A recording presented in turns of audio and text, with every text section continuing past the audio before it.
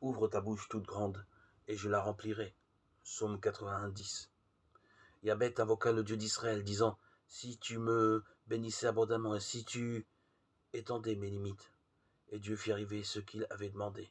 1 Chroniques 4:10. Ce récit se passe au temps du prophète Élisée. Environ 800 ans avant la naissance de notre Seigneur Jésus-Christ, une femme veuve ne peut plus payer ses dettes et son créancier veut lui prendre ses 2 fils pour qu'ils soient ses serviteurs. 2 Rois 4:1-7. Elle ne voit pas de solution et s'adresse en dernier recours à Élisée, l'homme de Dieu.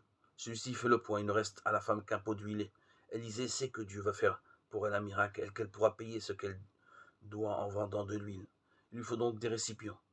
Et il envoie en demander à tous ses voisins. Il lui précise d'en demander le plus possible. N'en demande pas peu. Et le miracle se produit. Le pot initial semble inépuisable et permet de remplir tous les récipients qu'elle a rassemblés.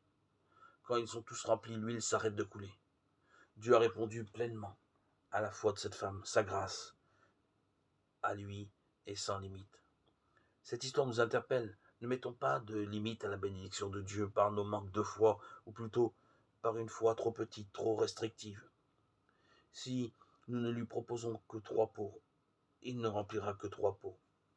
La Bible nous dit, vous n'avez pas parce que vous ne demandez pas. Jacques 4:2. Rappelons-nous ce que Dieu dit à son peuple dans le dernier chapitre de l'Ancien Testament. Mettez-moi à l'épreuve. Si je ne vous ouvre pas les écluses des cieux et ne verse pas sur vous la bénédiction jusqu'à ce qu'il n'y ait plus assez de place. Malachie 3:10. La même promesse est pour nous. Dieu ne change pas.